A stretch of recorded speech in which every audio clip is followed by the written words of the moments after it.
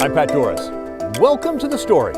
We're starting today at PCC in the Hillsboro area because there's a whole bunch of bigwigs in here talking about Oregon's semiconductor industry and the chances that the state could land some of that huge federal money that's designed to bring manufacturing back to America. What are the odds of Oregon getting some of that? Let's go inside and talk about it. On the third floor of the Portland Community College building in Hillsboro, equipment for the school's microelectronics program is on full display. It's all donated from various high-tech companies and is used as students get 1- or 2-year certificates that allow them to go to work for the area's high-tech companies. This day, it's also a backdrop for a visit from Gina Raimondo, a lawyer and venture capitalist who went on to be the governor of Rhode Island and is now the U.S. Secretary of Commerce. We are thrilled to have you all here today. In that job, she's at the center of the CHIPS Act, the $52 billion the federal government will hand out to spur semiconductor manufacturing growth in America. And that's why her impression of Oregon and its Silicon Forest is a very big deal. I am absolutely blown away by what I've seen here. It's unbelievable. It's truly, I've been to every state. I used to run a state myself, been all over the world, and what I have seen here today in terms of community commitment, the breadth and depth of semiconductor companies that are here, the fact that you have your federal delegation and your governor and mayors and university presidents all together saying, you know, we're in to be successful. Really, I'm not just saying that because I'm here. It is true. It's among the best trips I've ever had as secretary, and I want to thank you for inviting me. Okay, well, that's a promising start. Earlier in the day, the secretary had breakfast with the leaders of about 20 high-tech companies from our area. We in the press were not invited. Apparently, we need to work on our skills at eating breakfast. At PCC, she heard from some students, and then she listened as school presidents talked about how they are preparing students for high-tech careers. We are ready to deliver on the workforce needs of the CHIPS Act. At Oregon State University, we are the 7th largest engineering college in the country. We've seen the results. Over the last decade, the hiring rate of our microelectronics graduates is close to 100%.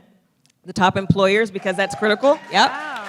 We believe in preparing students for practice, so we don't focus on the theory first. We start with applied learning. That's what Oregon Tech is all about. So how will Commerce decide which states get the money? The secretary said scientists will help the government decide what areas of research and development need funding the most, and then they will look for areas of the country with a critical mass of talent and research and development. Which does sort of sound like Oregon, don't you think? What are the odds that Oregon's going to land one? I don't know, but I'll tell you this. It will be competitive, and based on what I've seen here today, I think you will be extremely competitive. What you have here, 15% of all the workforce in the industry is here in Oregon. The leading companies here in Oregon, a governor and a congressional delegation getting behind it. There is a lot to like, and I can't wait to see your applications. So that's saying we will get one? No, I didn't say that. I said put in an application, and I think you have so many resources. Which, yeah, sure, that's a nice thing to say, but is that just sort of the thing you say when you visit someone's home for the first time? Oh, it's so nice, even if you're not really that impressed? Well, another reporter was thinking the same thing and so asked a version of that very question.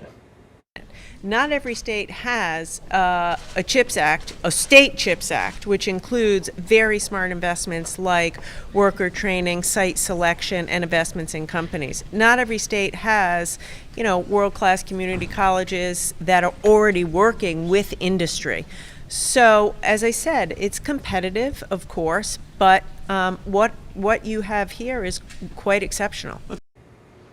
So maybe she does like us. That is exciting if you think that billions of dollars and thousands of jobs pouring into Oregon is a good thing, which I do. And it seems clear most lawmakers do as well. And while we're talking about all this, I did get a brief chance for the first time today to ask Governor Kotek about Senate Bill 4. Now that's designed to help Oregon win some of that federal money. It's moving super fast through the legislature and will, among other things, give Governor Kotek a superpower to pick land that's outside the urban growth boundary and make it legal to build a chip plant on that land. The first question here, how fast will Senate Bill 4 pass out of the legislature? Yeah, the Oregon House will be passing it, hopefully tomorrow or the day after, yeah. And we'll sign it as soon as we can. And congratulations on that. Thank How you. about the pushback that we're hearing from farmers and others saying, don't take our land? You know, I hear those concerns, and like them, I want to maintain our farmland. So what I would say is, that tool that's in SB4, we're going to be very thoughtful. We're going to talk to our natural resource agencies, our farm community. We have to see what kind of proposals we get.